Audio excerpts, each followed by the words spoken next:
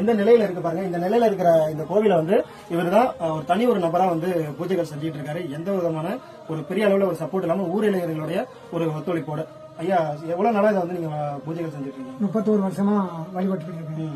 அந்த சாமியை கீழே புதைஞ்சு கிடந்த சாமியை தோண்டி எடுத்து ஒரு 6 பேரோட தோண்டி அதை எடுத்து ஐயரை கொண்டு வந்து விசேஷம் பண்ணி அதுக்கு உண்டான ஒத்தாசையை பண்ணிக்கிட்டு இருக்கேன். நான் 31 வருஷமா பண்றேன்னா இந்த இடையாத்தி கிராமத்துல இருக்கிற இந்த வாலிபரோட ஒத்தாசையினாலையும் என்னுடைய ஒத்தாசையினாலையும் இதை பண்ணிக்கிட்டு இருக்கேன். ஆனா கிராமத்திலேயோ மேல இருந்த அதிகாரிகள் யாருமே இது வரைக்கும் வந்து என்ன ஏதுன்னு கேட்டுக்கல. என்னால முடிஞ்சதான் பண்ணிக்கிட்டே இருக்கிறேன். ஆமா, அதான் என்னுடைய காரணம். ஆனா இந்த தன்னுடைய உயிர் இருக்கிற வரைக்கும் இந்த சாமியை விடாம என்னால வழிபட முடியும். ஒரு 7 வருஷ காலமா 4 முளை துண்டை கட்டிக்கிட்டு இந்த பகவானுக்கு கருத இருக்க போறது, 4:30 மணிக்கு குளிச்சுட்டு வந்து சாமியை கும்பிடுறது, அப்புறம் வச்சுட்டு ஓடி வேட்டியை கட்டிட்டு கருத இருக்க போறது.